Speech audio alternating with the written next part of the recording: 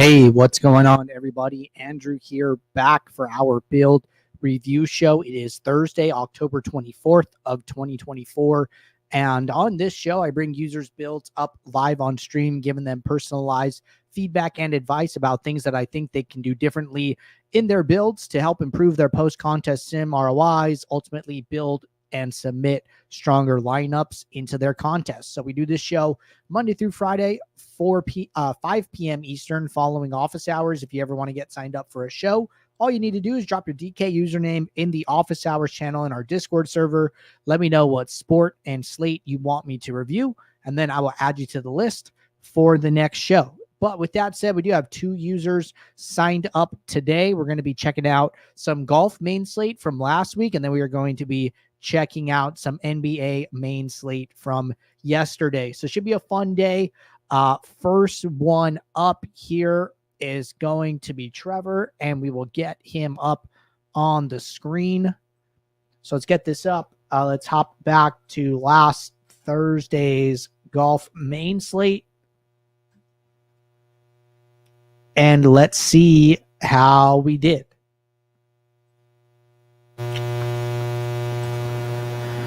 All right, so going to start in the contest tab as always. So pros and cons here, good and bad. Good is that we see a balance of single entry and 3 max, as well as 20 max and 150 max. The bad part is that they kind of jump here to some of the higher dollar stuff and skip a lot of the lower dollar stuff, right? We don't see a dime time. We don't see a quarter jukebox. We don't see a $1 20 max. You know, we're skipping a lot of really good contests. So like, for instance, what I would have liked to seen is like, hey, go play the quarter jukebox, the dime time. There was 3 quarter jukeboxes.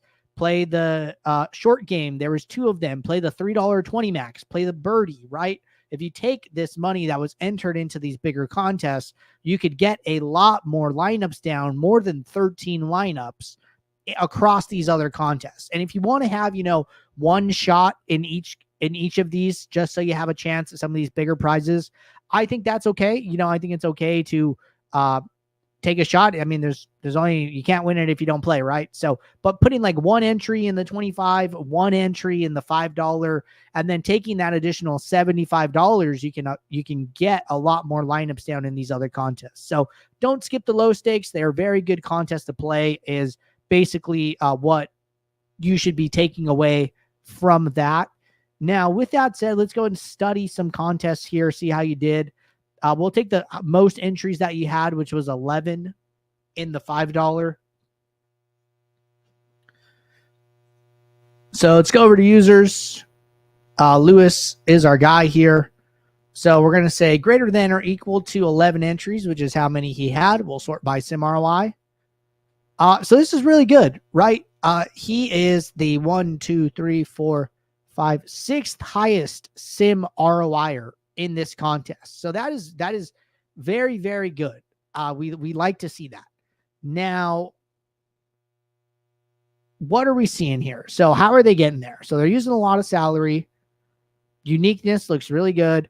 And then they have a good sim average score, right? Right in line with a lot of the top other users. They have 461. We're seeing 462, 464, 457. So they're right in this band. I think this is really good. And we like a lot of the things we're seeing here.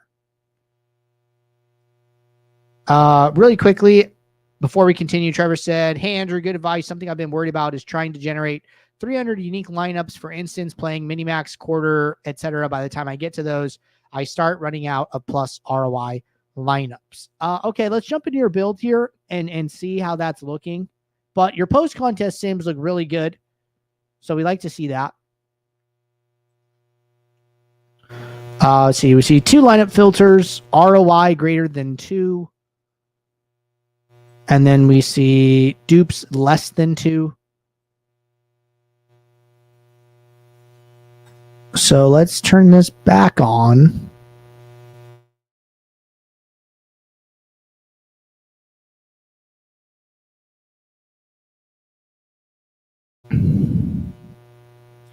I'm not 100% sure how many of these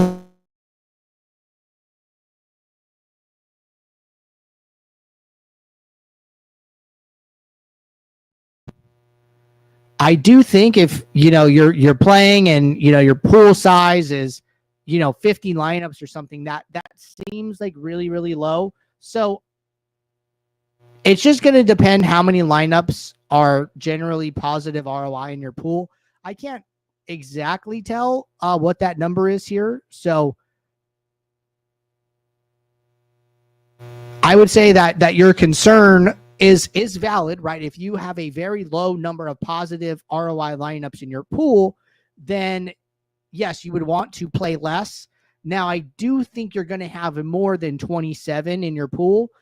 So I think on a golf slate, you could probably have a couple hundred. So I wouldn't be afraid of those 20 maxes at least. If you want to, start small, start with the dimes and the quarters and just get another, 68 to 80 lineups in or something like that. I think that's okay. So give that a shot going forward.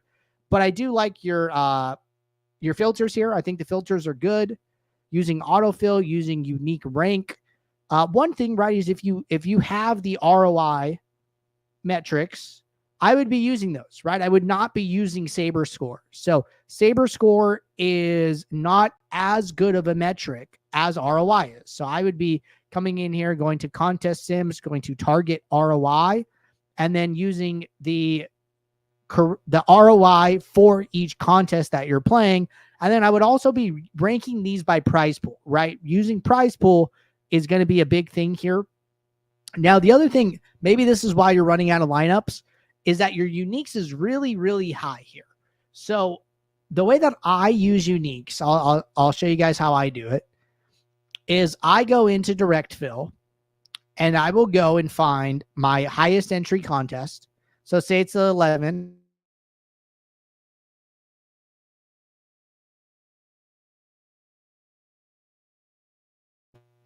This is going to resort the lineups by that contest's specific ROI. Now, what I'll do is I'll start with uniques of 1. And I will have my 2 ROI, 2 metrics, average projection, average ROI. And then I will start adjusting the uniques until these values move significantly. So right now we're at 450.6, 549 ROI.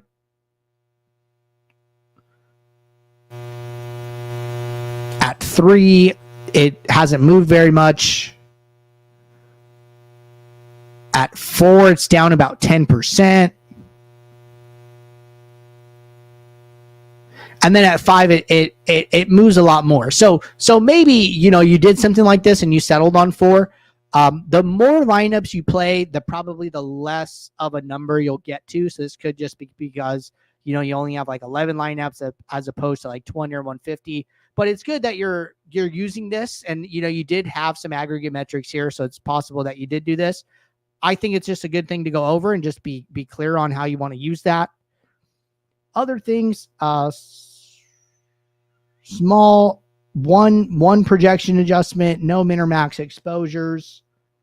I think this is really good. I think you're doing a lot of the right things. You were a top 6 sim ROIer in the contest. Sometimes people come on here and like, hey, how do I find that, one lineup in my pool that's good, that's going to help me win the contest? Well, a lot of times, the kind of what you got to think about is that if you are building good, strong pools of lineups, then what you should focus on is how do I play more of the lineups in my pool without overextending my bankroll? And a lot of times that starts with playing lower stakes, higher number of entry contests, right? More 10 cent 20 maxes, more 25 cent 20 maxes, more 50 cent 150 maxes, right? You could have taken the 11 lineups and the 2 lineups that you had, which was like $105 in entry fees, and played the $75 mini max, got 150, and that would have been 10 times as many lineups as you had. So I think your pool, I think the decisions you're making in the build, I think it's all really, really good. Now I just think we need to get to playing more lineups, picking a little bit better contests, and you'll be just fine. So give that a shot. Let me know how it goes.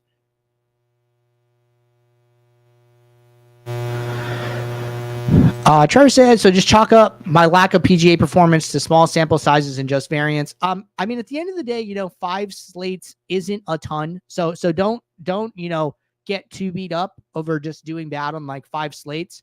And I think that, so you guys got to think about like the law of large numbers, right?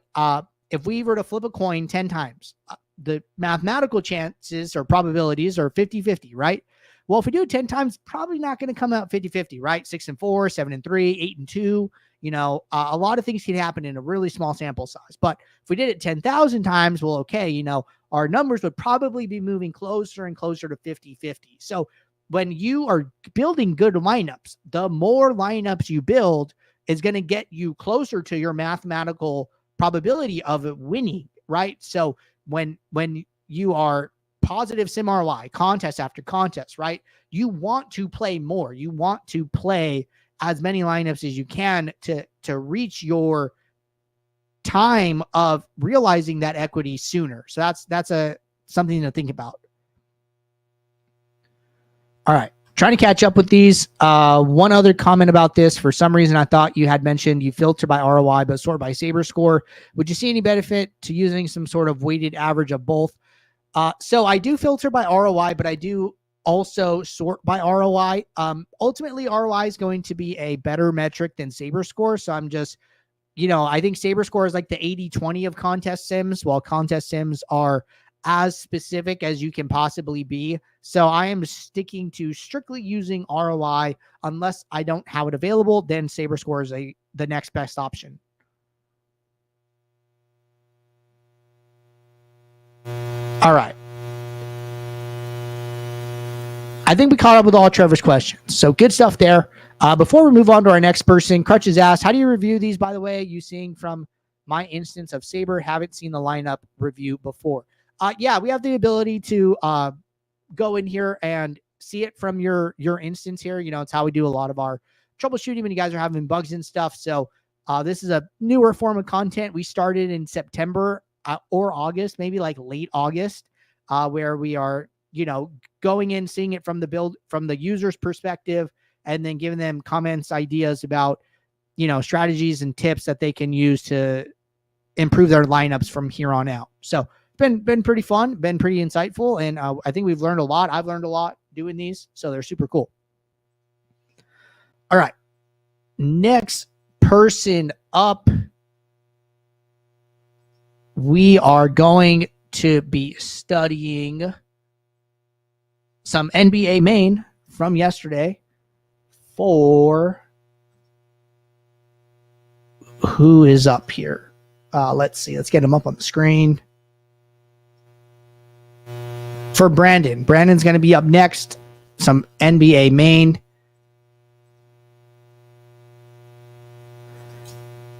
And then I see a comment here from Aggie. So can you review my NBA lineups from last night? If you put in the Discord your DK username, the sport and slate you want me to review, so just say NBA Wednesday night. If you do that for me, I could get you on tomorrow's show. I do have to do a little bit of legwork before the show starts to be able to have these all ready to go for the show today to review. So I'm not going to be able to add you in like real time here, but you could be first up tomorrow and I'll get you on the show then. All right. So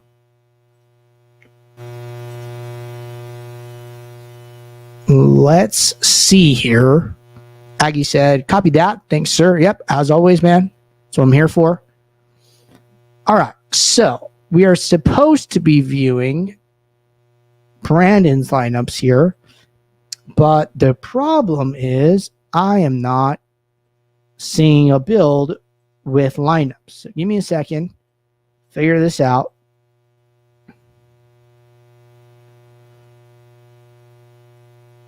All right. Think we got it. So let's get Saber.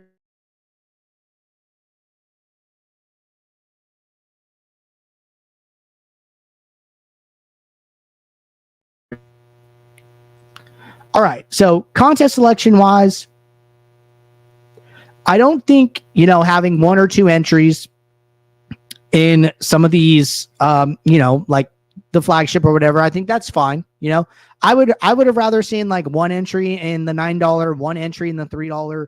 Take that other $12 and apply it to the other contests. I also wouldn't have started with the 25 cent and only putting 25 entries. You know, what I would do is like start, like you could sort your contest like lowest entry fee to highest. I think that they should really be maxing out the 5 cent first, right? Go and max out the 5 cent. It's $7.50. You get 150 lineups. And if you only put one entry in the $9, well, then you can get another additional 150 lineups. So it's either two in the $9 or 151 in the 5 cent and the $9 combined, right? So that's always going to be a better option. And then, you know, you take that other $1.50, add it up with the $3, right? Take $4.50, and then that gives you another 18 lineups in the 25 cent, right? So I think it's okay to throw, you know, one bullet into some of these bigger ones.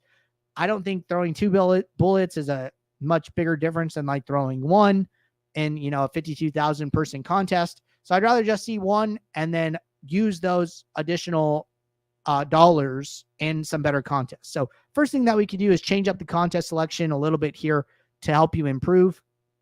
Now we cannot view flashback or contest results for FanDuel because FanDuel doesn't give us access to that data, but we can go straight to this build and see some of the decisions that were made here. All right, so what do we see?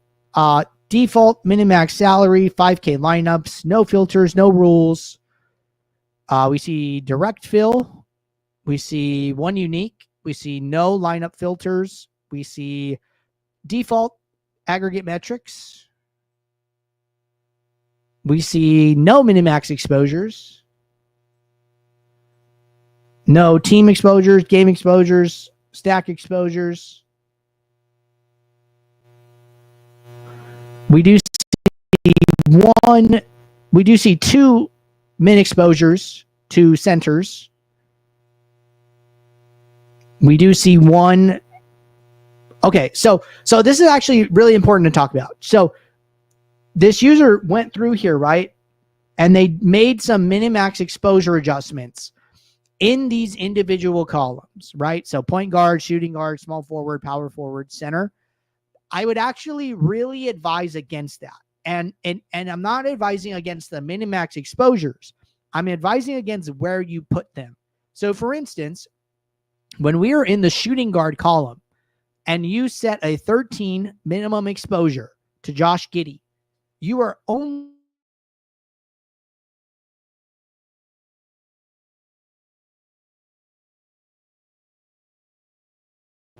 even though you can put Giddey in the point guard, this minimum exposure only applies to his positional eligibility at the shooting guard spot. So really, really important.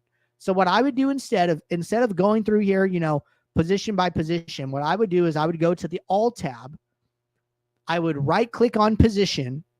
And then here you can still do the same thing going through each one of these. But now the minimax exposures that you set get applied to the player for all of their available positions. So instead of just Brandon Ingram only being in the small forward, guess what? You're going to get your, you know, 15% or whatever you set, but now the builder has the additional flexibility of putting him in the small forward or the power forward. So this can have a big effect on lineup construction. And, you know, when the builder is forced to put a player in one position, but it would rather put them in a different one and then a better person in this other one, just the way the lineups work out, the salaries, the values, all that, you can get to better lineups by doing it this way. So I actually think that this is going to be a huge, make a huge difference here, even though it looks small in the builder. I think that is a big deal. So my two big takeaways right now, and I'm going to add a third one. I would do something. I would add an average projection aggregate metric. And then I would really recommend using min uniques. And what I would be doing is I would be adjusting the min uniques, watching how the projection and the median ROI change, and making sure that you're not, sacrificing, 30% ROI or like something crazy just to get to some more diversified lineups. So my big takeaways here. One is the contest selection. Let's change that up based on the recommendations that I mentioned. 2, let's move minimum and maximum exposure adjustments to the all tab. And then let's filter by the position via right clicking. And then if you go to small forward, you check that. Okay, great. You uncheck it. It shows all again. And then you can move on to the next one, etc. So adjustments in the all.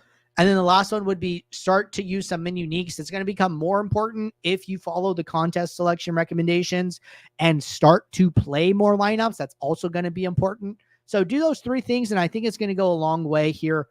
So let me know if you have any questions, but that should help out a bunch. All right. Those were our 2 people signed up today. Reminder, if you guys ever want to get signed up for this show, are looking for some feedback, drop your DK username in the office hours channel. Let me know what sport and site you want me to review, and I will add you to the list for the next show. But appreciate everybody tuning in today. I will see you all tomorrow. So until then, take care. Good luck. Thanks. Bye.